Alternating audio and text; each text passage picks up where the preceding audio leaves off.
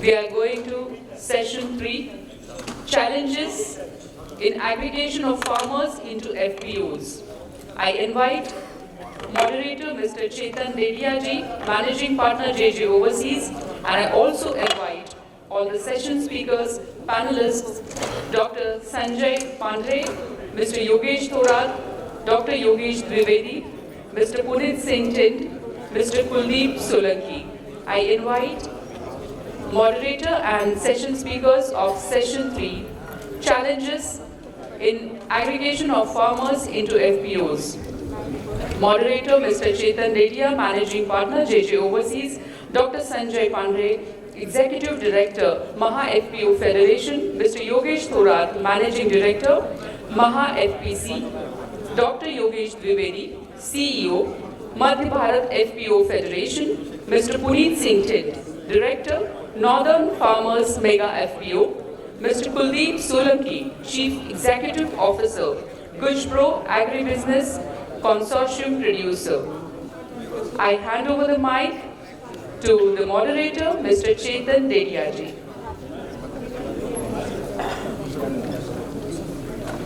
I request everyone in the audience to please take their seats, and we are starting with the session 3.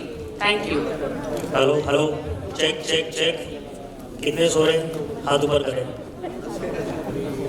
नहीं, पिछला session सही में बहुत अच्छा रहा और मुझे लगता है कि काफ़ी इनपुट वहाँ से मिले. इनफैक्ट काफ़ी क्वेश्चन है जो उनको आज ये पैनल को पूछना था, लेकिन उन्होंने काफ़ी अच्छी तरीके से कवर किया है. So thanks to the last panel for keeping all of them awake.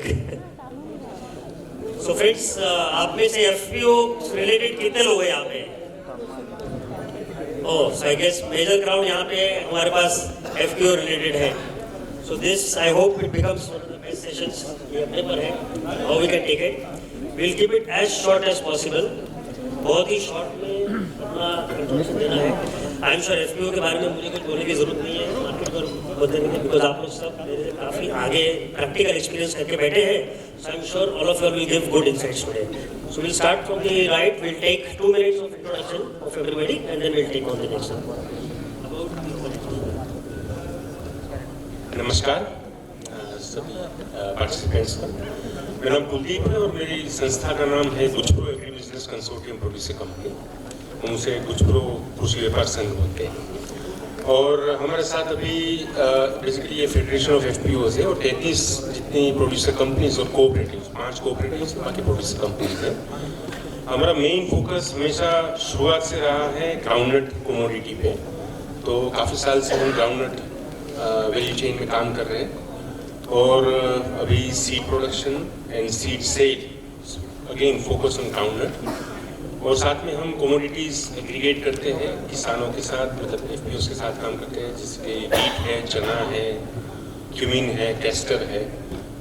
और एक नया मॉडल शुरू किया है लास्ट ईयर से कि भाई जॉइंट स्टॉक करते हैं.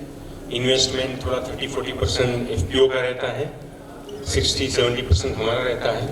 तो उस हिसाब से कुछ ज़्यादा वैल्यू क्रिएट होता है, ज़्यादा प्रॉफिट्स बनता है.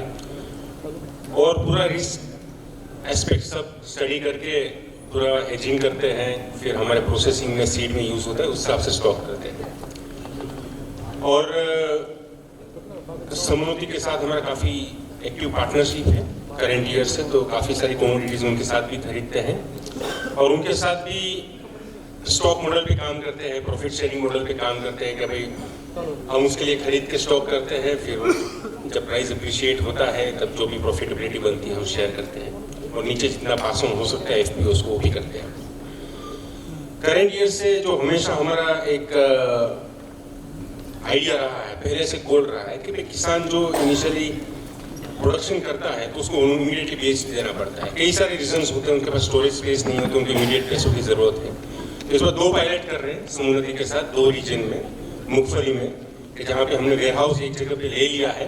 तो किसानों को ऑप्शन दिया जाएगा कि यहाँ पे स्टॉक करना है तो आप करो, जो भी रेंट लगेगा आपको रेंट पे करना है. आपको फाइनेंस चाहिए तो 60% आपको फाइनेंस 60 to 70% मिल जाएगा. सेल करना है तो आपको बैच खुलवाने की ज़रूरत नहीं, डायरेक्ट हमको बोल दो, वो गुजप्रो खरीद लेगा. तो करेंट ईयर से हमने प्रोसेसिंग सेंटर भी हायर किया है ग्राउंडनट के लिए जूनागढ़ में. हमेशा ये दिक्कत रहती है कि भाई एफपीओस को माल बेचना है और हम खरीदते हैं, पर हमारी लिमिटेड कैपेबिलिटी होती है कि भाई आपका रिस्क ज़्यादा रहता है अगर आप स्टॉक करते हो तो, और डायरेक्ट हम पार्टी को बेचते हो तो इसमें मार्जिन नहीं मिलता।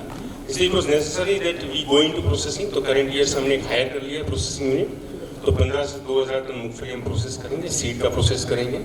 तो एक सेफ्टी नेट दिया है एफपीओस को, वो प्रीमियम प्राइस भी अभी से अनाउंस कर दिया है सभी एफपीओस को, ताकि वो ज़्यादा कंफर्टेबल रहे बिजनेस पार्टनर। तो इस हिसाब से हम थोड़ा थोड़ा इनिशिएटिव्स लेते हैं एफपीओस को स्ट्रेंथन करने के लिए और किसानों को बेटर प्राइस दिलवाने। Thank you. नमस्कार, माझं नाव डॉक्टर संजय पांढरे, महाएफपीओ फेडरेशनला रिप्रेझेंट करतो ॲज अ डायरेक्टर। गेल्या 20-22 वर्षापासून ॲग्रिकल्चर फील्डमध्ये काम करत असताना म्हणजे ग्राउंड लेवलवर एक्सटेन्शन वर्कर म्हणून काम करत होतो, ॲज ए ग्रामसेवक, कृषी सहाय्यक, त्यानंतर BDM म्हणून पण काम केलं होतं। आणि मागील एक 10-12 वर्षात काही जागतिक बँकेच्या प्रकल्पाबरोबर काम करत असताना काही गोष्टी जाणवल्या, म्हणून एक कोऑपरेटिव्ह ऑर्गनायझेशन आम्ही काढली होती, देवनंदिनी महाएफपीओ फेडरेशन। परंतु कोऑपरेटिव्हमध्ये काही चॅलेंजेस आल्यामुळं ते कंपनी ॲक्टमध्ये ते आम्ही शिफ्ट झालो, म्हणजे पुन्हा दुसरी संस्था स्थापन केली महाएफपीओ फेडरेशन। आज महाएफपीओ फेडरेशनचं प्राईम ऑब्जेक्टिव्ह असं होतं की ज्या नवीन कंपन्या येतात स्थापन होण्यासाठी त्यांना गायडन्स करणं, म्हणजे ॲज ए नॉलेज पार्टनर म्हणून त्यांच्याबरोबर काम करणं, त्यांना स्थापनेसाठी त्यांच्या ऑडिट कंप्लायन्स त्यासाठी मदत करणं, नवीन बिझनेस प्लॅन देणं आणि त्यांचे एक्झिक्यूट करून घेणं, कारण वेगवेगळे प्रोजेक्ट येत होते त्या काळात हे काम करत होतो। आता गेल्या वर्षीपासूनच काही मार्केट रिलेटेड ॲक्टिव्हिटीजमध्ये इन्व्हॉल्व झालो, जसं नाफेडची खरेदी असेल किंवा काही प्रायव्हेट कंपन्यांबरोबर सप्लाय चेन कसे कनेक्टिंग डॉट्स करता येतील, तर त्यामध्ये काम करतोय। पण प्रायव्हेट पार्टीबरोबर अजून तरी सक्सेसफुली काही करता आलेलं नाही। त्याचबरोबर एक कृषी नावाचा एक प्लॅटफॉर्म आम्ही ॲग्रिकल्चर इनपुट आणि मार्केट लिंकेज यासाठी तयार केलेला आहे, परंतु आता करोना काळात त्याला जास्त आम्हाला चालना देता आली नाही। परंतु आमचे काही आठवडी बाजार आहे, सध्या 50 आठवडी बाजार चालू आहेत, त्याच्या माध्यमातून ग्राहक आणि शेवटी मोठे प्लेयर्स जोडण्याचा मानस आहे। थँक्यू।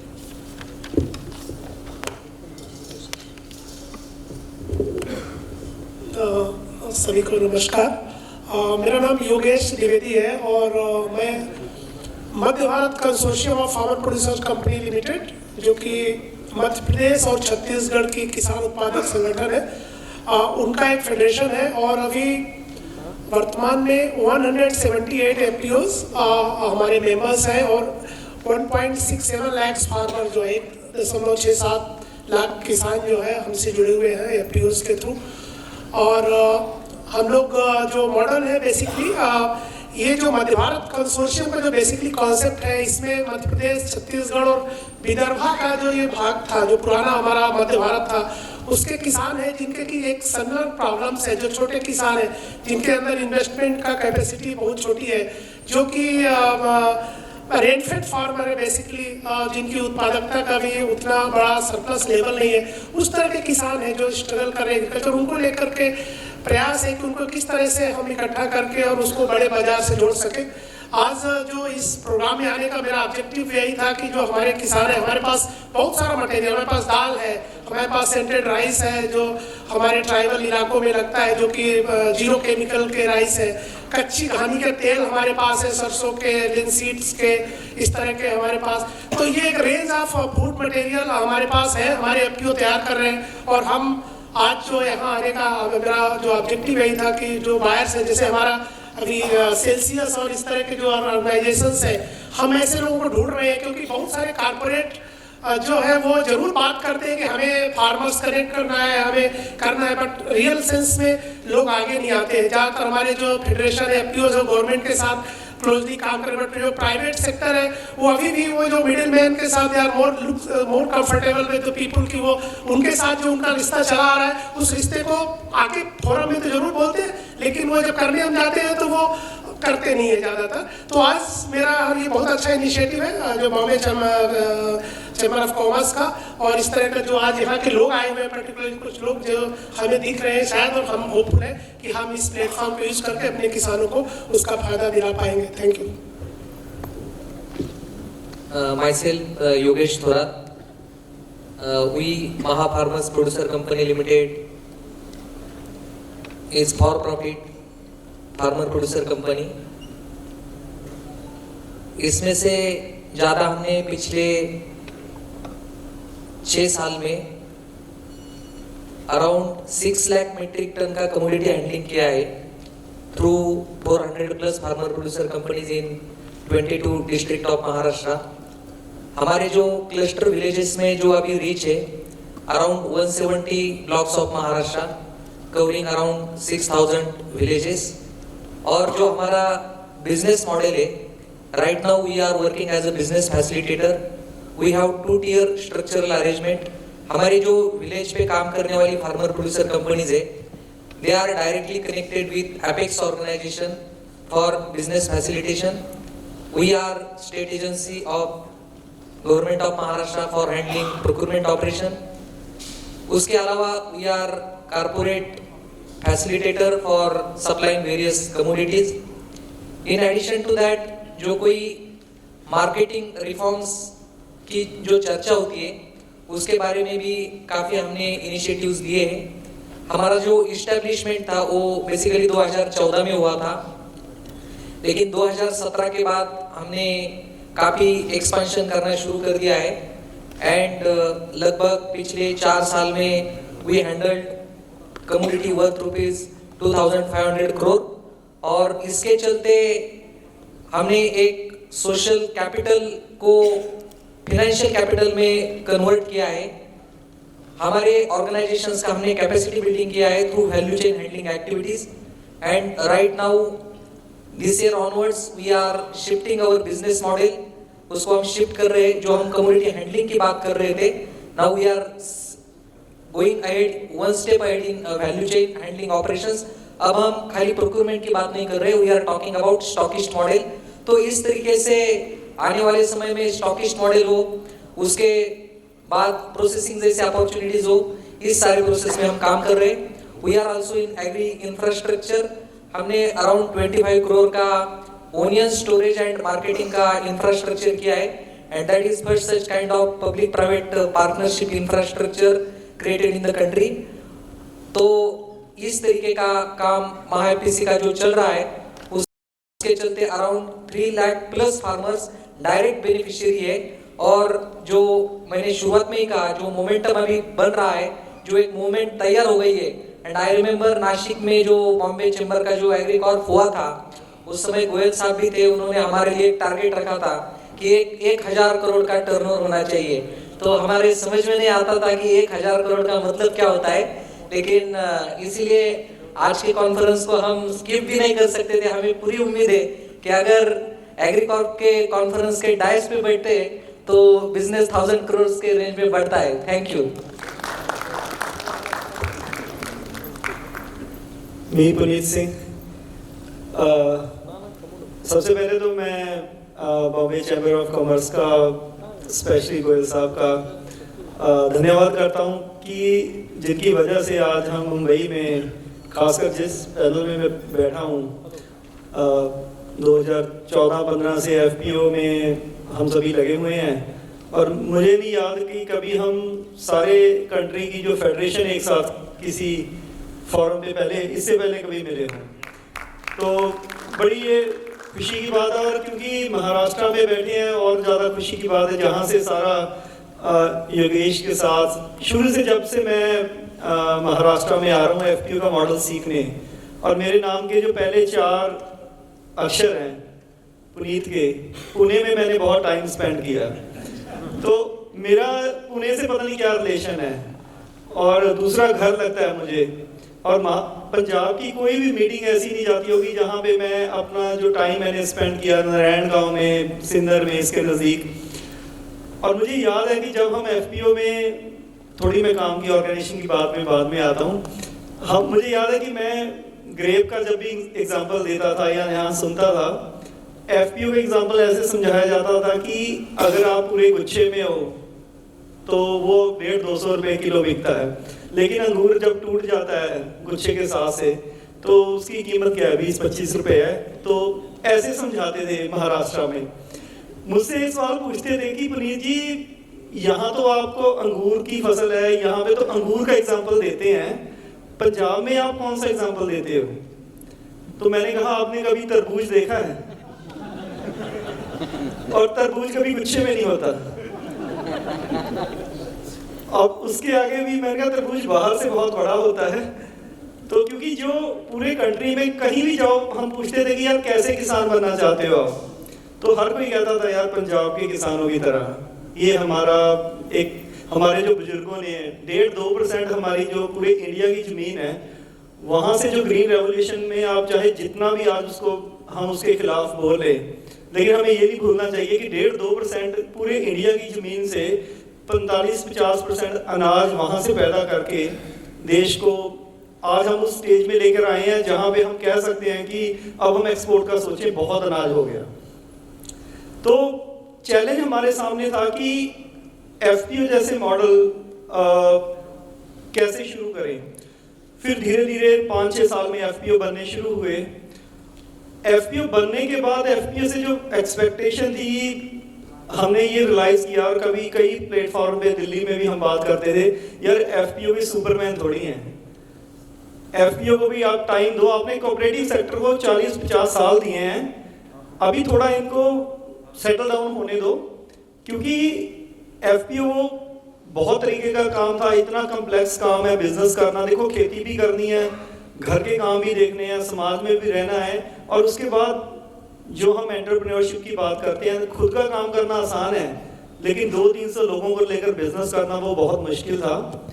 फिर एक दौर आया जब महा एफपीओ, महा एफपीसी, गुजप्रो, मध्य भारत में हम यूएजी से दिल्ली में मिलते रहते थे, और दिल्ली में जब भी हम मिलते थे तो एफपीओ तक तो चलो हरियाणा पंजाब में बनने शुरू हो गए थे। फिर हमें एक खाना खाली नजर आता था कि नॉर्थ में कोई फेडरेशन है या नहीं, या बनेगी भी कि नहीं। अच्छी बात यह थी कि जब हमें कोई चैलेंज दिया जाता था कि यार ये काम नहीं हो सकता, तो हम ये समझते थे अब यहीं से हमारा काम शुरू है। पहले तो लोग कहते थे एफपीओ नहीं बनेगा, चलो फिर एफपीओ बनने शुरू हुए। फिर हमने बाकी देश की तरह जब फेडरेशन बन गए, क्योंकि ये बड़े स्टेट है, महाराष्ट्र, मध्य भारत, 800-900 एफपीओ। अब हमारे पास वहाँ जो active FPO 30-40 FPO, Haryana, Punjab, Himachal की अगर हम बात करें, कम थे एफपीओ। तो जैसे आपने फार्मर प्रोटेस्ट में दिल्ली में देखा होगा ना, संयुक्त किसान मोर्चा बना था कि कम से कम हम रीजन के तौर पे तो इकट्ठा हों अलग अलग वैल्यू चेन में। हमारी मेजर वैल्यू चेन को हमने पहचाना जब एफपीओ बन रहे थे। तो उसमें बासमती हमारी मेजर क्रॉप है, पोटैटो, अभी जयदीप सर यही बैठे थे जो उनके साथ हम बहुत अभी काम कर रहे हैं। पोटैटो सीड का काम है, बटाटा का ज़्यादातर सीड जो पंजाब में पैदा होता है, मंचर आपके काफ़ी बड़ी मंडी है, या वेस्ट बंगाल में काफ़ी ज़्यादा है। किन्नू हमारी जो मेजर क्रॉप है, कैरेट की काफ़ी बड़ी फसल है, इसके अलावा मटर है। तो हमने 8-9 ऐसी वैल्यू चेन को पहचाना बस जिन पे काम करना है। फिर फेडरेशन का हमने भी सपना देखा, और जो बाकी देश का एक्सपीरियंस था उसको देखकर हमने नॉर्दर्न फार्मर मेगा एफपीओ बनाई। अब इसमें हम क्या कर रहे हैं कि कुछ काम तो हमने फार्मर पे छोड़ा कि जैसे आप खेती पहले कर रहे थे, अपनी खेती जारी रखो। एफपीओ का काम दिया कि जो प्रोग्राम हमारा एक बन जाता है, बिजनेस प्लान जो बन गया है, वो काम एफपीओ को इम्प्लीमेंट करने की जिम्मेवारी एफपीओ की है। और जो उसके बाद market linkage, technology adoption, import export, certification, quality insurance, बहुत सारे जो ऐसे काम है जहाँ पे एक सेंट्रलाइज टीम रख के इसको हमने एक स्पेशल पर्पस व्हीकल मार्केटिंग के लिए बनाया, जिसमें कोऑर्डिनेशन का, मैनेजमेंट का जो सारा काम है वो हम अभी नॉर्दर्न फार्मर मेगा एफपीओ में कर रहे हैं। इसमें हमारे अभी 7 पैक हाउस हैं जो ऑपरेशनल हैं, लगभग 15,000 मीट्रिक टन की जो कोल्ड चेन की इसमें फैसिलिटी है।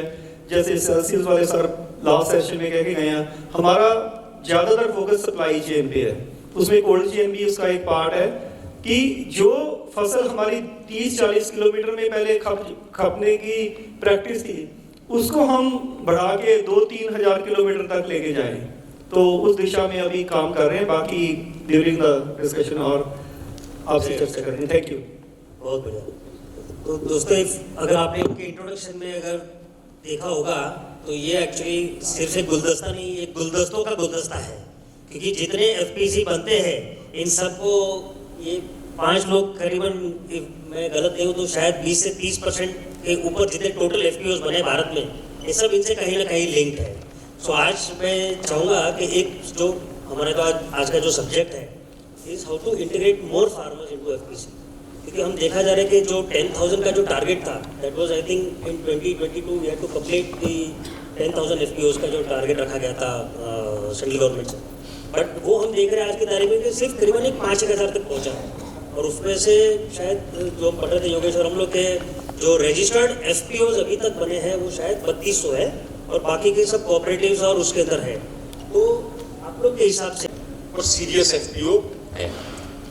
दूसरी बात, मैंने ये जो सब स्कीम्स में देखा है कि हर एक प्रकार के जो रीजन में, जैसे कि फार्मर की प्रोफाइल आप देखें तो काफी वास्ट है, नेशनली देखें, रीजनल देखें, एक ही ब्लॉक में भी देखें तो भी वास्ट है। कुछ किसान होते हैं जिसके पास बहुत कम लैंड होल्डिंग, काफी रिमोट एरिया में रहते हैं, तो उनके पास ऑक्यूपेशन, अन्य सोर्स ऑफ लाइवलीहुड भी नहीं होता। वो जो किसान करते हैं उनके पास रेनफेड एरियाज में काम करते हैं, तो जो प्रोडक्शन होता है बहुत कम होता है, जिसमें से ज्यादातर यूटिलाइज उनके घर के लिए यूज हो जाता है और सिर्फ बाकी थोड़ा बहुत सरप्लस होता है मार्केट में बेचते हैं। तो वो कैटेगरी में वेरी पुअर या फिर अल्ट्रा पुअर है। सेकंड है कि यहाँ पे थोड़ी ज्यादा जमीन है, मीडियम स्केल के फार्मर्स हैं, फिर भी काफी वेदर वेगरीज के कारण या फिर अनसर्टेन वेदर्स के कारण उसका प्रोडक्शन का कोई ठिकाना नहीं है। तो अन्य इश्यूज है। तो जब हम अप्रोच करते हैं, मतलब अब जो स्कीम में देखें कि यहाँ पे अल्ट्रा पुअर एफपीओज देखें, पुअर या फिर मीडियम स्केल के, सभी में एक ही है कि भाई 300 किसान तो होने ही चाहिए आपके कंपनी के अंदर, इतने मिनिमम आपके शेयर होल्डर होने चाहिए। और शेयर होल्डिंग फी भी काफी वेरी होती है कि कोई भाई तुरंत एफपीओ बनाना है तो हमें 100-200 शेयर होल्डर फी पे भी रजिस्टर करते हैं, कोई 1000 रखता है, कोई 500 रखता है। तो फार्मर प्रोफाइल काफी वेरिड है, उनकी नीड अलग है। और दूसरा एक पार्ट है कि जो प्रोमोटर है या प्रोमोटिंग इंस्टीट्यूशन है, अगर आगे हम भी है कि हमें अगर पैसा लगाना है किसी कंपनी में तो क्यों लगाए, हम पहले कंपनी को स्टडी करते हैं, हमको लगता है कि मेरा पैसा सेफ है, मेरा पैसा ग्रो होगा, ये कंपनी का ये प्रोडक्ट है, इतना बिकता है। यहाँ पे प्रोमोटर जो है, तो प्रोमोटर का ही उतना एक्सपीरियंस नहीं होता वैल्यू चेन्स का। तो जब किसान को मिलने जाते हैं, किसान को कन्विंस करने जाते हैं, तो इतना कन्विंसिंग आर्ग्यूमेंट होता नहीं है, किसान को इतना कॉन्फिडेंस आता नहीं है कि हाँ भाई मुझे ये एफपीओ में जुड़ना है कि सही में बेनिफिट होगा, या फिर उसकी एस्टेब्लिश क्रेडिबिलिटी है, एक्सपीरियंस है, उसने बनाया हुआ है, या फिर ऐसा एस्टेब्लिश मॉडल है जहाँ पे बेनिफिट हुआ है। तो इसलिए ज्यादातर किसान उसमें जुड़ नहीं पाते। सेकंड थर्ड पार्टीज के यहाँ पे एक इंस्टीट्यूशनल डिजाइन की बात करें, अगर एक वेजिटेबल एफपीओ बनाना है, मतलब तो कोऑपरेटिव कंपनी या फिर कोऑपरेटिव या फिर एफपीसी बनाना है, और एक है ग्रेन बेस्ड, यहाँ पे जो ग्रेन्स है, गेहूं है, धान है, ऑयल सीड है। तो वेजिटेबल बेस्ड जो कोऑपरेटिव है, जिसमें आपको फ्रेश प्रोड्यूस का जो वहाँ पे मार्केट का गैप है, वो मार्केट का गैप आप एड्रेस कर रहे हो, एक रेम्यूनेटिव मार्केट जो दूर है मार्केट, वहाँ पे पहुँचाना है। तो आप अगर 300 बनाने की कोशिश करोगे, अगर उसका प्राइमरी मैंडेट नहीं है वैल्यू एडिशन में जाना, तो 300 में स्ट्रक्चर डिस्टॉर्ट हो सकता है। वेजिटेबल बेस्ड 50 एफपीओ का ग्रुप भी बहुत अच्छी तरह से चल सकता है। तो ऐसे कई सारे हैं जो एक तो डिजाइन फेलियर्स के कारण, दूसरा कि कन्विंसिंग जो प्रोमोटर है, जो उनके अनुभव, उनका जो उनकी कैपेबिलिटी कम होने के कारण काफी सारे एफपीओज इसमें जुड़ नहीं पाते। और बनने के बाद भी आपको परिस्थिति पता है, जैसे कि योगेश को पता है, योगेश द्विवेदी जी को पता है, हमने जब शुरुआत किया था 2014 में, तब कई सारे एफपीओज तब भी जुड़े थे। अभी की कंडीशन में देखें कि कितने एक्टिव है, उसमें से कितने स्ट्राइक ऑफ हो गए हैं, तब काम कर रहे हैं, तभी काम कर रहे हैं कि नहीं। मैं मानता हूं कि 15, 20, 25% अभी है कि जो नॉन फंक्शनल या फिर बहुत ही सब ऑप्टिमल लेवल पे काम कर रहे हैं। तो यही है कि poor understanding of value chains किसान को जोड़ते हैं, पर एक जो क्रिटिकल पीरियड होता है 2-3 साल का, तब वो वैल्यू चेन को क्रैक नहीं कर पाते, ट्रायल एंड एरर में निकाल देते हैं। तो सबका इंटरेस्ट है, सबका मोटिवेशन है, वो ऑन द वे टूट जाता है। और ऐसे एग्जाम्पल बढ़ने लगे अभी, जैसे कि ज्यादा से ज्यादा एफपीओ बन रहे हैं और ज्यादा से ज्यादा फेलियर भी दिख रहे हैं। तो उसी कारण किसान को भी एक डाउट होगा कि भाई मुझे ये चेन में जाना है कि नहीं। इसलिए experience promoters, establish value chains करनी चाहिए, ऐसे एग्जाम्पल सेट करने चाहिए और उसी हिसाब से मतलब FPOs को प्रमोट करना चाहिए, तो ज़्यादा किसान जुड़ेंगे। संजय, आप काफ़ी ट्रेनिंग प्रोग्राम्स करते हो FPOs के लिए। आपके जब ट्रेनिंग प्रोग्राम्स में होते हैं, what do you see the mindset of the farmer उसको बिफोर एंड आफ्टर ट्रेनिंग?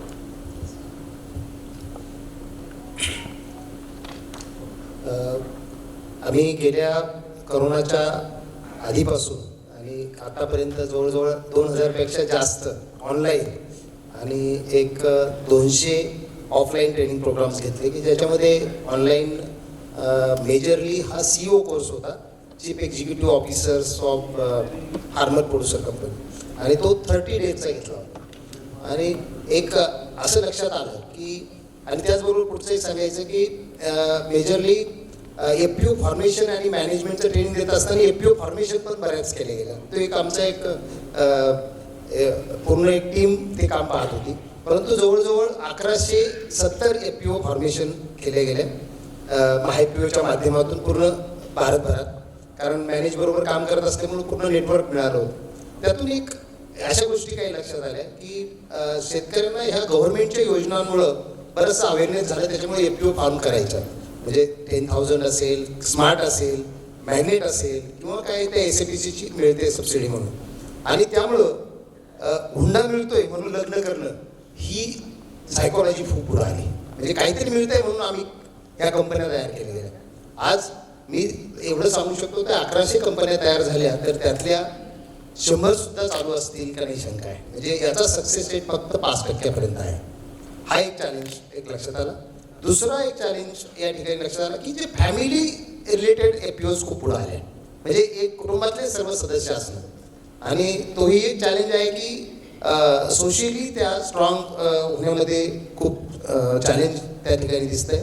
मी काही जास्त आता प्रॉब्लेम्सवर जास्त बोलत नाही, कारण रिस्ट्रिक्ट करतो, बाकीचे पण बोलणारे आहेत. आणि आपण एवढे स्वप्न पाहिले, सकाळपासून जे लेक्चर पाहतो ती स्वप्न सांगतात आपल्याला. आपण अडचणी एनलिस्ट करतो फक्त. सगळ्यात मला अडचण जाणवली सर ट्रस्टमध्ये. प्रत्येक ठिकाणी आम्हाला एक अविश्वास शेतकरी उत्पादक कंपनी करत असताना डायरेक्टरमध्ये पण दिसतो आणि मेंबर्समध्ये पण दिसतो, आणि विशेषतः ते कम्प्लीट व्हॅल्यू चेनमधल्या प्लेयर्समध्ये सगळीकडे अविश्वास आहे. तो कमी करण्यासाठी खूप मोठ्या प्रमाणात नॉलेज सिस्टीम आपल्याला डेव्हलप करावं लागेल की जी अत्यंत तोकडी आहे आणि ती एक वेगळ्या दिशेने चालू आहे. आता सरकारी कोणी अधिकारी असेल तर मी माफी मागतो, परंतु काही गव्हर्नमेंटच्या योजना सुद्धा याला खूप अननेसरीली महत्त्व देतात की ह्या कंपन्या अशा पद्धतीने झाल्या पाहिजे, आणि त्यामुळं काय होतं, आता 10,000 FPOचं आपल्याला टार्गेट दिलेलं असतं आणि त्या टार्गेट कंप्लीट करण्याच्या मार्गात अशा काही FPO तयार केल्या जातात की ज्या पुढं काही चालू शकणार नाही किंवा त्यांना पुढं चालणारच नाही आहे.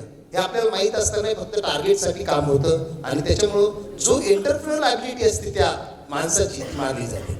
या अत्यंत अजूनही बऱ्याचशा गोष्टी, आता चापके सरांनी या ठिकाणी टेक्नॉलॉजीचा विषय मांडला होता. मला या ठिकाणी मी पण जवळजवळ 2013 पासून आम्ही एक टाटा TCS बरोबर काम करत होतो. टेक्नॉलॉजी FPOनी घ्यावी यासाठी खूप प्रयत्न केले, पण याच्यामध्ये सगळ्यात मोठा चॅलेंज आहे की टेक्नॉलॉजी अवेलेबल आहे आपल्याकडं, इंटरनेट अवेलेबल आहे, पण डाटा एंट्री करणारी टीम आपल्याकडे, डाटा एंट्रीच होत नाही आपल्याकडे, आणि नंतर तो डेटा हा गार्बेज होऊन जातो. हा व्हॅल्यू चेनमधला सर्वात मोठा व्हॅल्यू. असे बरेचसे मुद्दे, मला वाटतं सगळ्यात महत्त्वाचा मुद्दा मी फायनान्सचा या ठिकाणी मांडेल. फायनान्स काय होतंय की अविश्वासामुळे आम्ही FPO बरोबर काम करत असताना कांद्यामध्ये प्रायव्हेटली कांदा प्रोक्युरमेंटमध्ये काम करत होतो. सगळ्यात मोठा चॅलेंज काय आला, काही शेतकऱ्यांना जागेवर पेमेंट पाहिजे, आणि ती जी ट्रस्ट सिस्टीम आपल्याकडे बिल्ड झालेली नाही आहे. त्यामुळं हा व्हॅल्यू चेनमधला फार मोठा दोष आहे. मला वाटतं याच्यामध्ये बँका, ज्या समितीसारख्या संस्था, ज्या NBFC आहेत, त्यांची पण फार मोठी जबाबदारी आहे. आणि आधीच्या विलास सरांनी जो विषय मांडला होता फेअर ट्रेडमध्ये, की ज्या ठिकाणी व्हॅल्यू चेनच्या लास्ट प्लेअरला, कंझ्युमरला जिथं प्रॉफिट झालेला आहे, तो मला जो प्रोड्युसरपर्यंत कसा डायव्हर्ट करता येईल किंवा डिस्ट्रीब्यूट करता येईल, त्यासाठी फेअर ट्रेड सिस्टीमने खूप चांगलं काम केलेलं आहे. अशा पद्धतीची एक सिस्टीम आपल्याला डेव्हलप करता येईल का, याच्यावर निश्चित एक विचार करणं गरजेचं आहे. बाकी फील्ड चॅलेंजेस खूप वेगवेगळे आहेत. We are at a turbulent weather system, त्यामुळं ते कव्हर करणं त्याला कसं आपण शॉक ऑप्शन करतो किंवा त्याला कसं इन्शुअर करतो, या गोष्टी अत्यंत महत्त्वाच्या आहेत. थँक्यू. वेरी इंपॉर्टेंट पॉइंट है ये ट्रस्ट फैक्टर का, कि हम भी जब भी फार्मर्स के साथ बात करते हैं या कभी कभार कंपनियों से भी बात करते हैं ना, तो एक ऐसा महसूस होने लग गया है कि ये हवा है, ये बबल हो गया है. सिर्फ गवर्नमेंट को अपना टारगेट पूरा करने की वजह से वो लोग जबरदस्ती सबको एफपीओ बना रहे हैं. तो ये एक बहुत बड़ा इंपॉर्टेंट फैक्टर है कि ट्रस्ट फैक्टर होना बहुत ज़्यादा ज़रूरी है इस फील्ड में. योगेश जी, आपसे ये पूछना चाहूँगा कि ये जो ट्रस्ट डेफिसिट हो रहा है, या जितने नए एफपीसी बन रहे हैं, how do you see them to continue and make it bigger? क्योंकि ये जो नेगेटिव इम्पैक्ट है उसको हम कैसे दूर कर सकते हैं? देखिए, ये किसान का जो एग्रीकल्चर को लेके नज़रिया है, ये बात तो आपको मानना पड़ेगा कि जो हमारा नेशनल सैंपल सर्वे 2008 का जो था कि Indian farmers, most of the more than 45% farmer they don't want to do agriculture by choice. See, they don't have other alternative for livelihood, so they are forced to do agriculture. So ये reality है. इसको गांव में जाके वो समझ में आता है कि देखिए, किसानों ने कहीं जो पुराना जनरेशन था वो लोग तो खेती कर रहे थे कि वो हमारा एक कल्चर है खेती करने, लेकिन जो नया जनरेशन उनके बच्चे हैं वो खेती नहीं करना चाहते.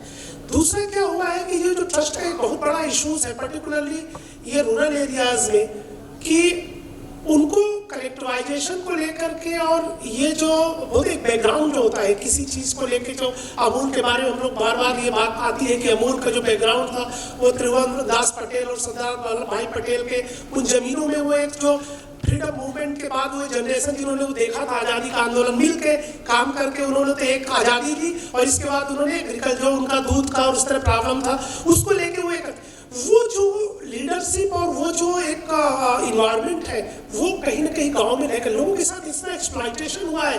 मैं जाता हूँ गांव में, छत्तीसगढ़ी गांव में जब जाता हूँ, कोई चिटफंड कंपनी वाला है, कोई पैसे इकट्ठा कराया लेकर के चला भाग गया, कोई अभी एफपीओ के नाम पे पैसे इकट्ठा कर लिया वो भाग गया. मेरे पास 1000 स्टोरी आती है. किसानों को बार सर इसके पहले भी एक आए थे, भैया वो ऐसा ऐसा बताए थे, ऐसा कर लो, पैसा जमा कर. तो ये कितना लोगों के साथ हुआ, एक बार हुआ चीट, 2 बार. तो लोगों को जो हमारा जो स्मॉल फार्मर्स जो है, जो फार्मिंग कम्युनिटीज है, उनको बहुत एक्सप्लॉइट किया गया है. उनको हर लेवल के लोगों ने एक्सप्लॉइट किया है. इसीलिए वो ट्रस्ट नहीं है उनके लिए. जब मैं बात करता हूँ कहीं बड़े में कि लोग में कि यार वो तो 1 लाख रुपए 2 लाख रुपए लगा के उन्होंने बड़ी कैपिटल इकट्ठा कर, वहाँ पे 500 रुपए इकट्ठा करने में वो 4 बार सोचता है. फिर वो 1000 रुपए देता है, वो इस शर्त पे देता है, इस लालच पे देता है कि आप मेरे को कुछ मिलने वाला है, मेरे को 1000 से कुछ मिल जाएगा. अभी हमारे पास बहुत सारे पीओ ऐसे काम करेंगे, सर हमने 1000 दिया तो कुछ मिला तो नहीं. बिल्कुल मिलना चाहिए, क्योंकि उनका आप उस स्टेटस में देखो, उसकी जगह पे देखो, उसका कोई गलत नहीं है, लेकिन उसका बैकग्राउंड है, उसको चेंज करने की जरूरत है. अभी कुछ चीजें अच्छा ये हो रही है, कुछ इमर्ज होकर एफपीओ आ रहे हैं. जैसे मैं बात करूँ छत्तीसगढ़, हमारा मध्य प्रदेश में फिर भी कई सारे सक्सेस स्टोरी. छत्तीसगढ़ बिल्कुल बहुत कम एफपीओ काम हुआ है, लेकिन अब 4-6 एफपीओ ने काम अच्छा किया तो लोग उसको देख रहे हैं, उसको समझ रहे हैं. तो वो जो बात हो रहा है एक्सपोजर विजिट्स का, जो सक्सेस जो क्रिएट हो रहे हैं, वो मोटिवेशन का काम कर रहे हैं. बट सेम टाइम जो हमारे साथी बोल रहे थे कि सबसे बड़ा जो चैलेंजेस है अभी हमारा, जो हम जिस प्रॉमिस के साथ हम किसानों को इकट्ठा करते हैं, उस प्रॉमिस को मीट करना, और उसको मीट करने के लिए जो हमारे पास मेन जो चुनौतियां हैं कि हमारे पास कैपिटल नहीं है. हम लोग 10 लाख रुपए बड़ी मुश्किल से इकट्ठा कर पा रहे हैं. उस 10 लाख से हम लोग जब कोई काम बड़ा काम करने जाते हैं तो वो उसी में जो है उससे एक लेवल से दूसरे लेवल पे जा नहीं पाते. इसीलिए बार बार हम गवर्नमेंट के पास जाते हैं, क्योंकि हमारा जो बैकग्राउंड है, हमारे पास ऐसे फार्मर है जो 10 लाख रुपए 5 लाख रुपए एक किसान लगा दे. हमारे लिए 10-20 लाख रुपए इकट्ठा करना. अभी हम लोग सोयाबीन का हमारे प्रोक्योरमेंट हो रहा है. अभी हमारे एफपीओ का सुबह से फोन आ रहा है, सर एक गाड़ी की कीमत तो अभी हमारा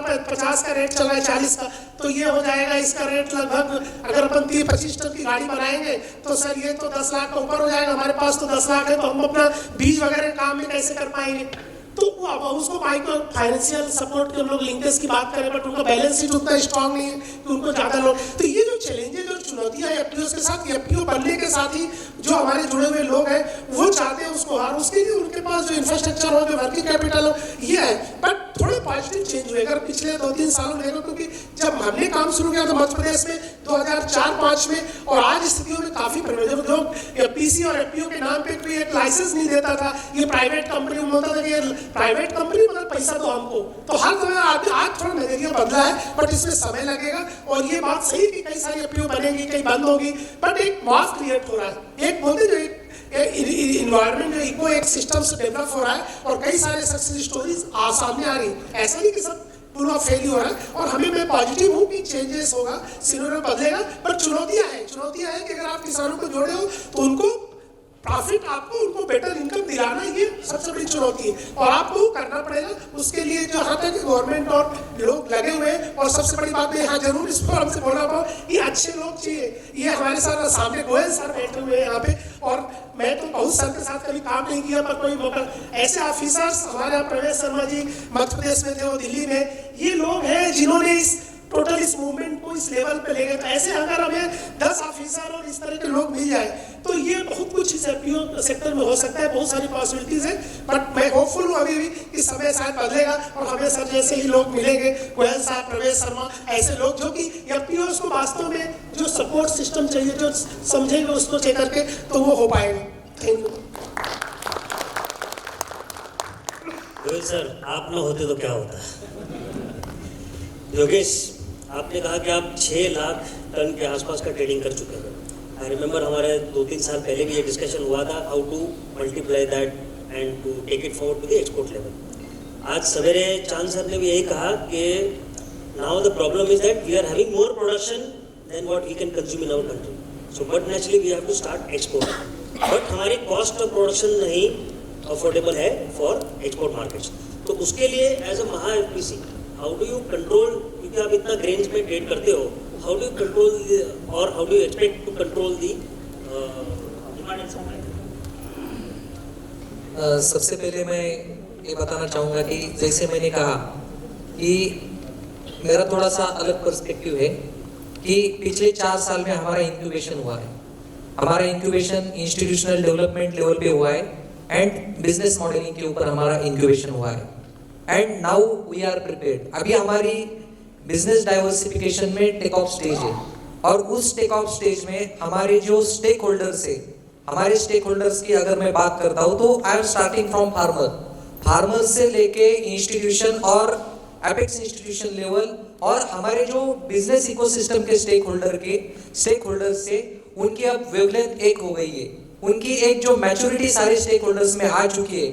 तो मैं उस नजरिए से देखता हूँ कि we are not talking about the problems right now. अगर मैं करंट प्रोक्योरमेंट सीजन की हमारी बात करता हूँ तो हमारी वर्किंग कैपिटल रिक्वायरमेंट 200 करोड़ की थी। यू विल नॉट बिलीव कि 200 करोड़ कैसे खड़े कर सकते, ना हम किसी बैंक के पास जाते, तो वो स्टोरी हमने रिपीट भी नहीं किया, उसको हमने देखा भी नहीं है। हमारे कुछ एपीओ के मेंबर्स भी यहाँ पे बैठे, जैसे हमारे राव साहेब पाटिल एपीओ किल्लारी से लोग हैं, अटोला फार्मर प्रोड्यूसर कंपनी से लोग हैं। हर एक फार्मर प्रोड्यूसर कंपनी ने कम से कम 50 लाख से 1 करोड़ तक का वर्किंग कैपिटल अरेंजमेंट इन लोगों ने किया। उनके चलते और सबसे ज्यादा सपोर्ट किया किसानों ने सपोर्ट किया। किसानों को जो हम कहते हैं कि किसान इमीडिएटली कहता है कि मुझे पेमेंट चाहिए, हमने ये भी सिचुएशन देखा कि किसान अगर उसको भरोसा है, अपने संस्था के ऊपर भरोसा है, सिस्टम के ऊपर उसका भरोसा है, तो वो पेमेंट के लिए रुक सकता है। आज की भी अगर मैं बात करता हूँ तो लगभग हमारा पेबल्स हमारे मेंबर फार्मर प्रोड्यूसर कंपनीज को अराउंड 30 करोड़ तक हमारा उनको पेबल्स है। किसान की बात करता हूँ तो still today around I am sitting here, लेकिन 10 करोड़ के लगभग आज भी हमारे किसानों के पेमेंट्स देने, इसलिए मैंने चेतन भाई को बोला था कि थोड़ा सा जल्दी हमें रिलीज कर दो। बात ये है कि ये टेक ऑफ स्टेज में ये सारी चीजों को हमने अब ओवरकम किया है, and now we are talking about systems and processes, we are talking about corporate governance. Corporate governance की अगर हम बात करते हैं, हमारे फर्स्ट सीईओ थे आशीष जी, वो भी यहाँ पे बैठे। आई रिमेम्बर 2017 में जिस तरीके से हमारा माहौल चल रहा था, मैं गोयल साहब को बता रहा था कि इस बार हमें हमारे एनुअल जनरल मीटिंग का वेन्यू चेंज करना पड़ रहा है। हमें 300 लोगों का ऑडिटोरियम कम पड़ रहा है। Now we are holding our AGM in auditorium of 1500 की प्लस उसकी कैपेसिटी है, उसमें हमारी एजीएम हम कर रहे हैं। और हमारे एजीएम का इतना माहौल बन गया है, हमारे स्टेक होल्डर्स को पता है, लास्ट 15-20 डेज से सोशल मीडिया पे हमारी एजीएम हो चुकी है। तो this is the transparency, this is the effectiveness and this is the liveliness of the organization. तो मुझे लगता है कि अगर इस लेवल पे ऑर्गेनाइजेशन आती है, तो जैसे आपने कहा कि it's matter of business diversification, आप उसको वैल्यू चेन में किस तरीके से इसको लेके जा सकते हैं। अगर हमारी हम बात करते हैं तो अभी हमने आई स्पोक इन इंट्रोडक्शन की we are talking about PSS plus, जो इंक्यूबेशन हुआ है, enough is enough right now, and now again we are starting from zero.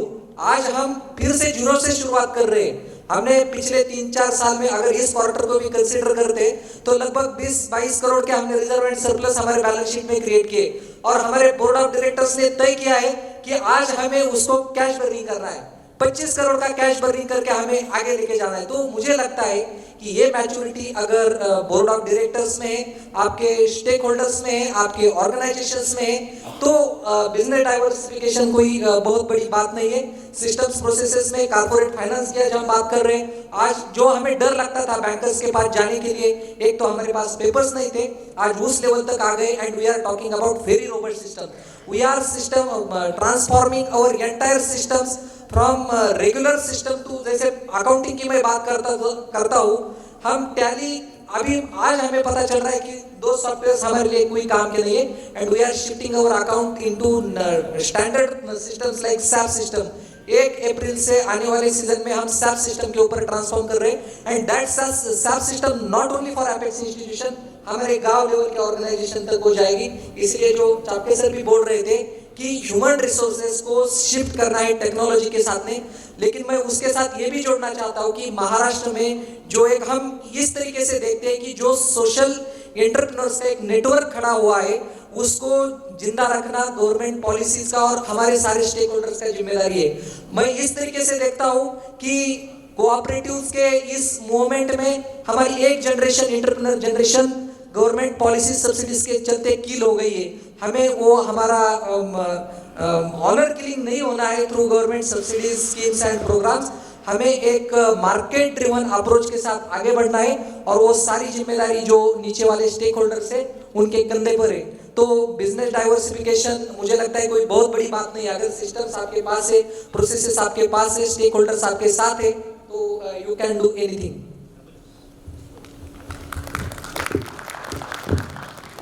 ये एक इंस्पिरेशन योगेश को मैं उसके कॉलेज डेज से जानता हूँ। ये अभी टेक्नोलॉजी की बात कर रहा है, बट आप लोग को सबको ताजुब होगी, he doesn't use WhatsApp and he still managing everything. So हमारे जो नए यूथ है, जो नई पीढ़ी है, जो फालतू में जो टाइम पास कर रही है सोशल मीडिया पे, उस पर भी ये गौर करें कि उसके बिना भी काम हो सकता है। दूसरी बात पुलिस जी, कमिंग बैक टू यू, एक इन्होंने कहा कि without the government support entirely and even the financial support what they could have got and what now they are getting, आपने देखा होगा कि गवर्नमेंट के इतने सपोर्ट ना होने के बावजूद भी टुडे आज वो 2400 करोड़ के आसपास का वॉल्यूम ट्रांजैक्शंस कर लेते हैं। तो आप बताइए कि आप यहाँ पे इस गवर्नमेंट का जो रोल है, is that very important for FPCs? मतलब गवर्नमेंट क्या कर सकती है और क्या नहीं करनी चाहिए? सर देखिए, सीधा जवाब तो ये कि गवर्नमेंट का महाराष्ट्र, पंजाब या इंडिया में नहीं, सारी दुनिया में एग्रीकल्चर बिना गवर्नमेंट के सपोर्ट पे हम उसको ग्लोबली कम्पीट नहीं करवा सकते। ऐसा एक मुल्क बताइए कि जहाँ पे गवर्नमेंट की सपोर्ट के बिना इंटायरली आप खेती में किसानों को रख सको, खासकर हमारे जैसे कंट्री में। तो अब बात आती है कि रीपर्पज ऑफ जो गवर्नमेंट सब्सिडीज है। प्रॉब्लम सब्सिडी होना सरकार की, कई बार हम उसको इंडस्ट्री के लिए जैसे ग्रांट कह देते हैं, सब्सिडी कह देते हैं। अब अगर तो हम एक एक कंपोनेंट के लिए लड़ते रहेंगे ना, सरकार से ये ले लो, कभी इंश्योरेंस आ गई, कभी सीड पे मुफ्त का सीड दे दिया। हम किसानों को, मेरी पर्सनल राय ये है कि उनको जो चीज़ रोकनी चाहिए वो ये है कि एक एक कंपोनेंट के लिए लड़ना बंद कर दो। हम सुबह से यहाँ हर सेशन में वैल्यू चेन की बात हुई है, एक कमोडिटी लेकर बैठे उसकी पूरी वैल्यू चेन की उनसे बात करें। करना तो सरकार पे ये चाहिए। दूसरा, हमारे यहाँ पे एक, आपने पूछा क्या नहीं करना चाहिए। हमारे देश में एक ना आदत है कि पहले आप इंस्टीट्यूशंस को खड़े करो अपनी मर्जी से, फिर उनके ऊपर बिजनेस इम्पोज करो। 10,000 FPO किसने कहा था? हम पंजाबी में कहते थे ना कि ये कौन सा, किसी ने, किसी पंडित जी ने फिक्र दी थी कि 10,000 ही बनाने हैं, और उसका आपने ब्रेकअप भी दिल्ली बैठ के डिसाइड कर लिया। नंबर भी, जी ने कहा कि नंबर भी आपने डिसाइड कर लिया। भाई मालवा के, पंजाब के 30 फार्मर, हो सकता है रेस्ट ऑफ इंडिया किसी रेनफेड एरिया के 500 फार्मर के बराबर की प्रोड्यूस को हैंडल करते हो। माइक्रो जो प्लान है वो तो फार्मर का है ना। तो सरकार को ये जो इंस्टीट्यूशन खड़े करके जबरदस्ती धंधा करवाने वाला ना, ये हो नहीं सकता। तो इन चीज़ों से दूर रहना चाहिए। तीसरी चीज़ जो सरकार के करने वाली है लेकिन वो करते नहीं है, रमेश चंद जी ने एक्सपोर्ट्स की बड़े सही टाइम पे वो बात की। पिछले सीजन में मुझे याद है गेहूं के एक्सपोर्ट के लिए मैंने शायद 14 मई को एक अपीडा का सेमिनार करनाल में अटेंड किया। पूरा दिन पूरे पॉजिटिव एनर्जी से बैठे कि बस ये एक एक दाना एक्सपोर्ट करना, छोड़ना नहीं है। सोना को बैन कर दिया एक्सपोर्ट। तो हमारे ये तो पॉलिसीज है हमारी जो बनती हैं। तो फार्मर फिर ये सोचता है यार डिस्पाइट गवर्नमेंट ठीक है, जो करना है ना अपने दम पे कर लो, लेकिन सर उससे होता नहीं है। हम अपना काम तो कर सकते हैं। एक्सपोर्ट्स के लिए सर देखिए सारी दुनिया को हम स्टडी करें। North America, Mexico, Canada, US आपस में ट्रेड करते हैं। ये ट्रेंड है कि हर कंट्री अपने नेबरिंग के साथ सबसे ज्यादा बिजनेस करता है। यूरोप वाले इकट्ठा होके पूरा यूरोपियन यूनियन ऐसे घूमते हैं सामान। हमारे जो पंजाब से वो ट्रकिंग में लड़के हैं उनसे पूछते हैं ना कितना कितना ट्रेवल करते हो, वो मैक्सिको से वो कनाडा ट्रकिंग इंडस्ट्री में सारे पंजाबी, तो हमें मूवमेंट का पता चलता रहता है। आप सर एक काम कीजिए, पाकिस्तान से शुरू करते हैं। कितना ट्रेड है, चाइना से तो करना क्या,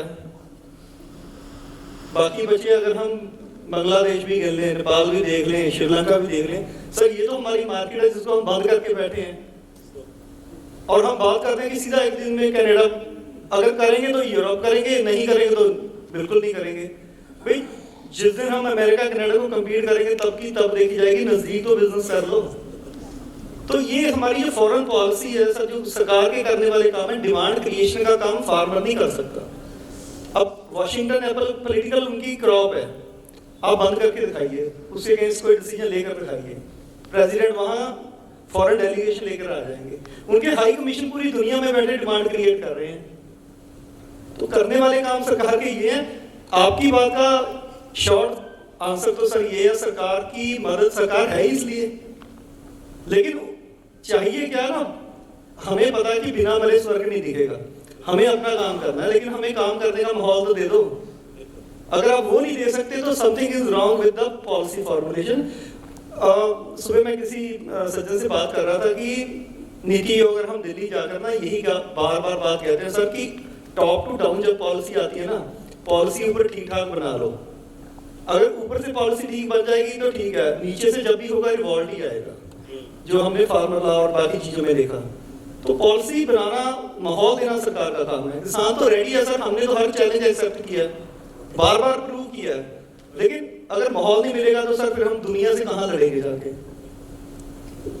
एक्चुअली ये फैक्ट की बातें हैं कि होना आसान है कि 10,000 FPO कर दो, हम यहाँ पे एक्सपोर्ट कर सकते हैं, वहाँ पे एक्सपोर्ट कर सकते हैं, but there are still many loopholes जिसको हमको पूरा करना पड़ेगा। एंड खोसला जी से मैं रिक्वेस्ट करूँगा, if possible, this is just an idea that I have got, ये महा FPCs है, FPO की भी महा है, इन महा को एक मंच पे आज तो बैठे हैं, अब इसे कंटिन्यू की जाए। और इनको जब हम हमारे तरफ से गवर्नमेंट्स को जब भी हम ये देते हैं, अपना सजेशन देते हैं, we should involve the discussions which have happened today and also continuously bring them together at least quarterly once और ईयरली वंस समथिंग लाके, ताकि हम इनके जो एक्चुअल फैक्ट जो फील्ड में घूम रहे हैं वो सब हम इसी से के through we can pass it on to the others. तो दोस्तों भी क्वेश्चन तो काफ़ी है, but we do have time limits. But मैं चाहूँगा कि आप में से, बिकॉज FPO का क्राउड काफ़ी बड़ा है and this programme is meant for FPOs, अगर आप में से किसी को कोई सवाल पूछना है तो I think it will be better if we can get some crowd से अगर कोई क्वेश्चन आस्क इनके लिए।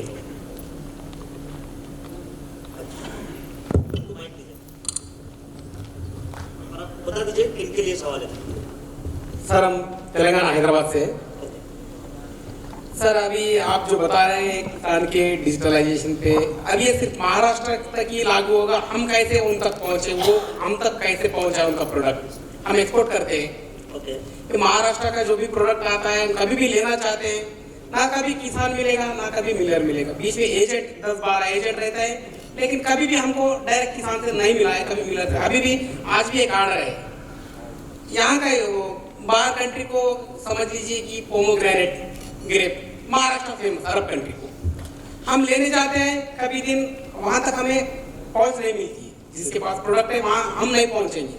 10-12 एजेंट रहते हैं, हर एजेंट 1-1 रुपया जोड़ के हमारे तक आएगा। समझ लीजिए केजी 10 रुपये है तो हम 22 रुपये लगा के खरीदना पड़ता है, वो किसान देता है 10 रुपीज केजी। अब ये लोग 10-12 जमा होके हमको 22 रुपये को दे देते हैं, क्योंकि हमको चुकता है ना, हमको देना है, हमारे बायर को तो हम देना है, तो एक्सपोर्ट करना है। लेकिन ये 10-12 ब्रोकर से हमको लेना पड़ रहा है, लेकिन किसान को तो वो 10 रुपये दे रहा है, हम तो ये 22 रुपये दे रहे हैं, लेकिन डायरेक्ट हम तक वो कैसे पहुंचे किसान? ये बिल्कुल यही मुद्दे के ऊपर ये आज हमने ये एग्रीकॉप सेट किया। अभी भी इसी जगह मेरे को 2500 टन 1121 बासमती राइस चाहिए, अगर इसमें से कोई रहे तो मुझे कांटेक्ट करें। देखिए यूएसए अपॉर्चुनिटी है। आज ही कोई भी रहे तो आ सकते हैं अभी। Very nice, very nice. हाँ सर, नहीं मुझे महाराष्ट्र की प्रोडक्ट कितना कभी भी आता है मैं फेल हो जाता हूँ, अच्छा, क्योंकि 10 से 12-15 अभी शुगर का ऑर्डर है 10,000, कोल्हापुर, सातारा, सांगली, कभी दिन एलोकेशन होल्डर बोलते हैं, वो बोलते हैं, आज तक कोई मिला ही नहीं, छोड़ देते हैं हम, क्योंकि महाराष्ट्र बोलते हो बस उन तक हमें पहुंचने देते ही नहीं। 10 से 15 ब्रोकर रहते हैं। आपका कहना मतलब ये है कि ब्रोकर्स को बाईपास करके आप हम इन तक हमें कैसा पहुंचना है और वो लोग भी हम तक कैसा पहुंचना है, क्योंकि आप ये जो आज के कर रहे हैं बहुत खुशी हो रही है, क्योंकि वो लोग इकट्ठा होके क्वांटिटी बड़ा करके हमको दे सकते हैं, लेकिन हम उन तक कैसे पहुंचे, बिल्कुल, वो हम तक कैसे पहुंचे? यही एक प्रयास। ये अभी जो डिजिटलाइजेशन बोल रहे हैं ना आप, ये महाराष्ट्र तक की ये डिजिटलाइजेशन हो जाएगी या सब जगह फैल जाएगी, हम तक भी पहुंच सकते हैं, इसका लिंक क्या है? समझिए, थोड़ा क्वेश्चन को शॉर्ट करते हैं। देखिए, इसीलिए ये प्रोग्राम ऑर्गेनाइज किया है। आप गौर करेंगे कि किसान एग्जीबिशन, किसान बीज, ये बीज वर्ड जो हमने ऐड किया था, हमारा मेजर गोल वही था कि ये एफपीओस के जो प्रोडक्ट्स वो उगाते हैं, जो बनाते हैं, उनको हम डायरेक्ट मार्केट के साथ में लिंक करें और जो मार्केट के लोग हैं वो उनके पास से खरीद सके। आज अपने पैनल में भी देखेंगे काफी जो डायरेक्ट बायर्स हैं उनको हमने इन्वाइट किया है। सो ये एक प्रयत्न है जिससे हम चाहते हैं कि आप जैसे लोग और आप जैसे लोग मिलिए, काम कीजिए और देश को आगे बढ़ाइए। राइट? Anybody else? और किसी को कुछ सवाल? वहां पे एक है सज्जन।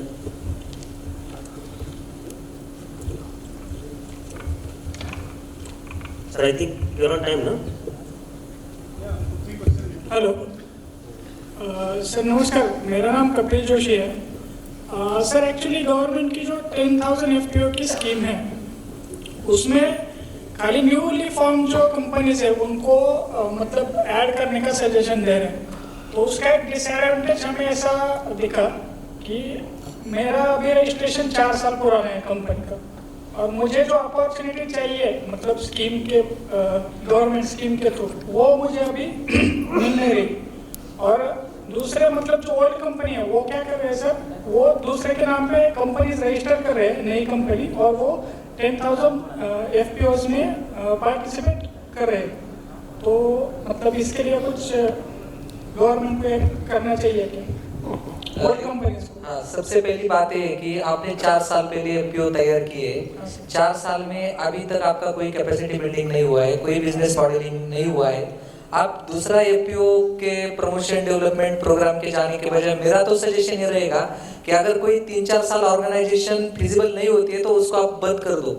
तो आपको थोड़ा सा ऐसा नेगेटिवली लगेगा, लेकिन दिस इज द फैक्ट। हम इस फैक्ट के ऊपर काम कर रहे हैं नाउ सर। अभी कुछ board of director FPO ownership भी ट्रांसफर हो रही है कि ये बोर्ड ऑफ डायरेक्टर्स को पॉसिबल नहीं है ऑर्गेनाइजेशन को चलाना, स्टैट्यूटरी कंप्लायंसेस पूरे नहीं हो रही है। अब मुझे कुछ 8-10 दिन पहले एक आदमी ने बोला कि मैं एक एफपीओ खरीदने जा रहा हूँ, तो मैंने ये क्या बात है, वो बोला कि वो 4 साल पहले पुरानी ऑर्गेनाइजेशन है, उनके डायरेक्टर के पास कोई विजन नहीं है, उनके पास कंप्लायंसेस के लिए पैसा नहीं है, स्टैट्यूटरी उनके ऑडिट्स नहीं हो गए, तो उन्होंने डायरेक्टर ने सोचा कि भाई ये तुम पूरा कर लो और हम ऑर्गेनाइजेशन से एग्जिट हो जाते। लेकिन मैंने बोला ऐसी ऑर्गेनाइजेशन लेके आपको क्या फायदा है? वो बोला कि गवर्नमेंट की एक स्मार्ट नाम की स्कीम है, उसमें 4 साल पुरानी ऑर्गेनाइजेशन चाहिए, अगर मैं पुराना रजिस्ट्रेशन दिखाता हूं तो मुझे ये बेनिफिट्स मिलता है। सो पॉइंट इज दैट कि गवर्नमेंट स्कीम्स एंड प्रोग्राम्स ये प्रमोशन के लिए, वो डेवलपमेंट के लिए, वो प्रमोशन से ना कि 100% टारगेट अचीव हो जाएगा, एटलीस्ट 40% भी। अगर वर्ल्ड बैंक का ये मानना है,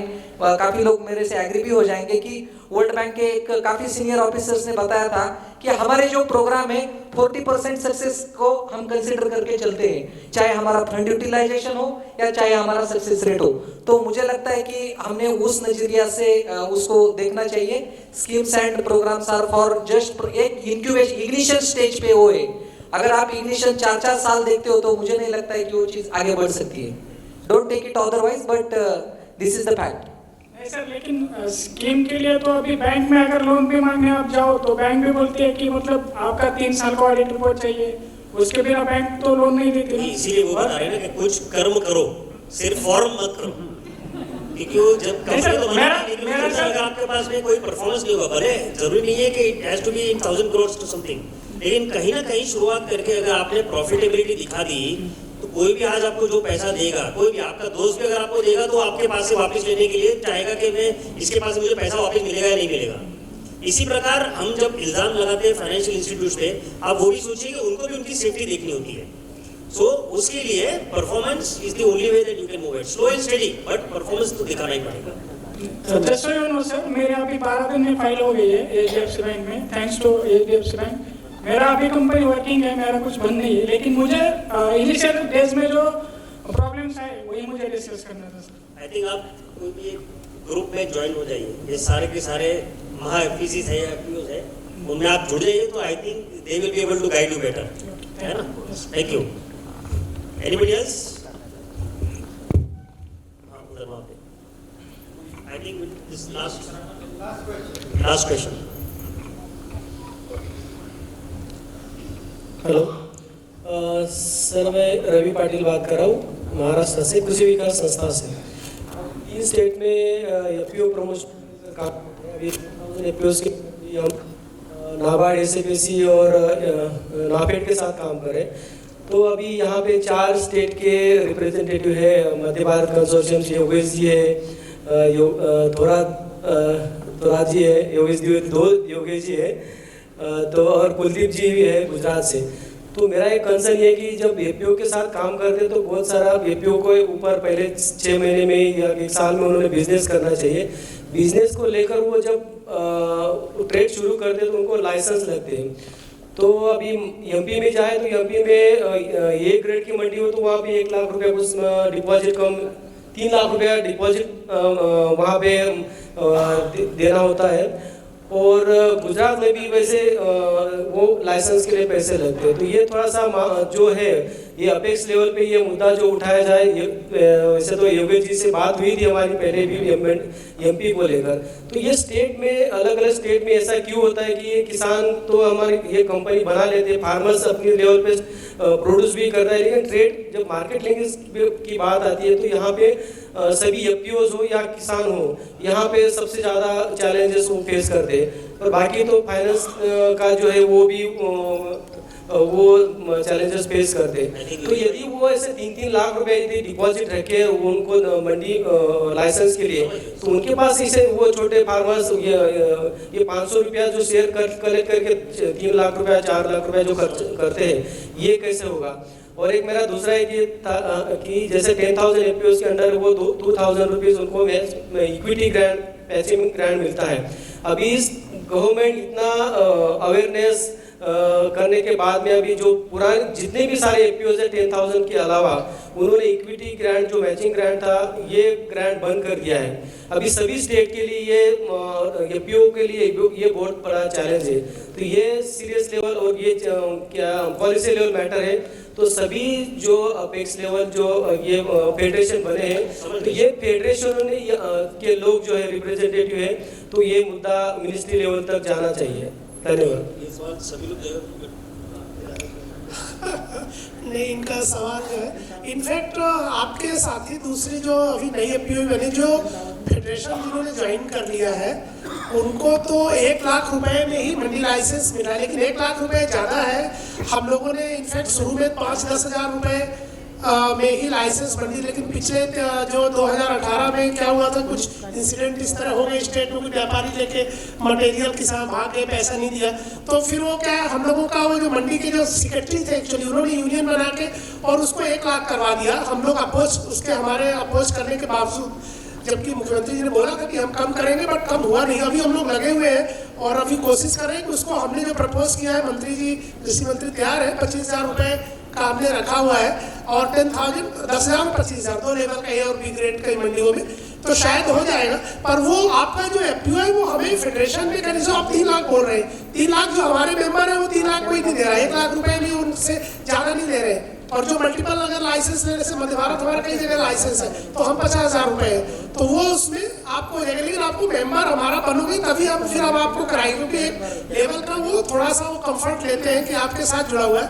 दूसरा जो आपका जो मुद्दा है वो वाला बिल्कुल है, जो जिन्होंने उसे एक्चुअली मिसअंडरस्टैंडिंग है, जबकि गवर्नमेंट ने सर्कुलर दिया था कि पुरानी जो भारत सरकार गाइडलाइन थी उसमें लिखा है कि जो पुरानी एफपीओ, जैसे वो भाई का भी जो क्वेश्चन था उसमें पुरानी एफपीओ भी क्रेडिट गारंटी फंड जो है हमारा अभी 1 करोड़ था 2 करोड़ हो गया है, और प्लस इक्विटी मैचिंग है, उसके लिए दोनों के लिए पात्र है गाइडलाइन के अनुसार।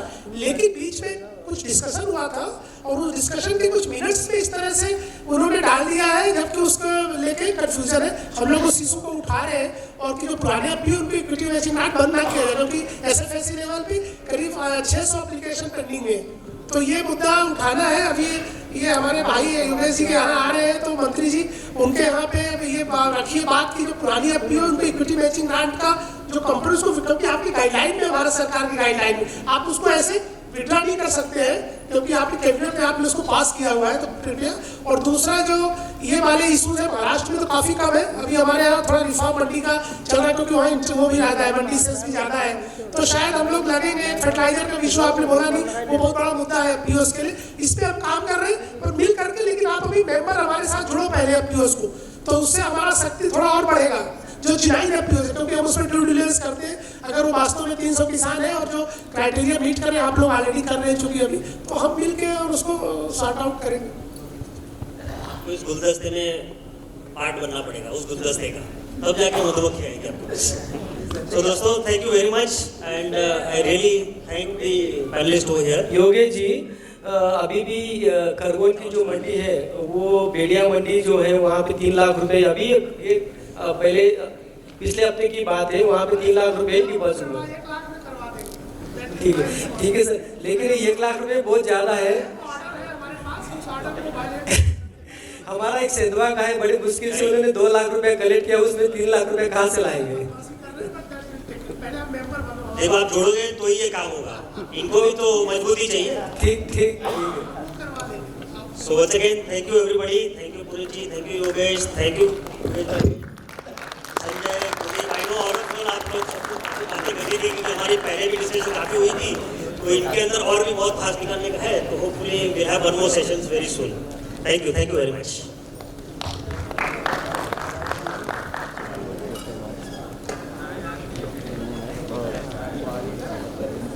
Thank you so much, everyone.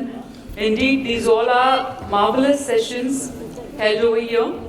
Though there are many challenges, together we are finding a way to our dreams. We will be starting with the next session, that would be last session very soon in few moments. I request Khosla ji to felicitate all our panelists and moderator.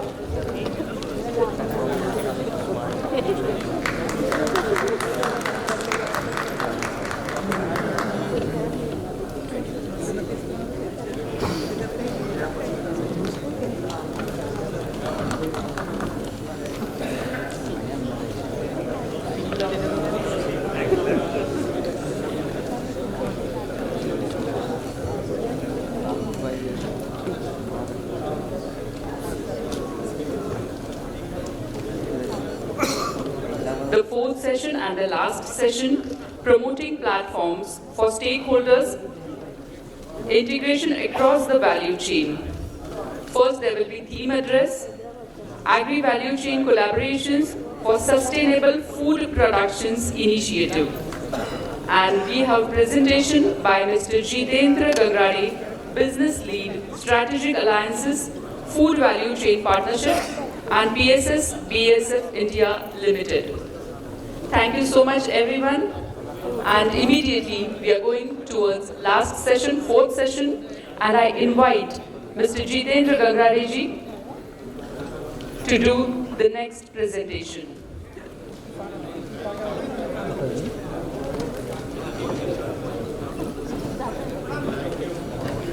As we are lagging behind the time, we are going to start the next session immediately.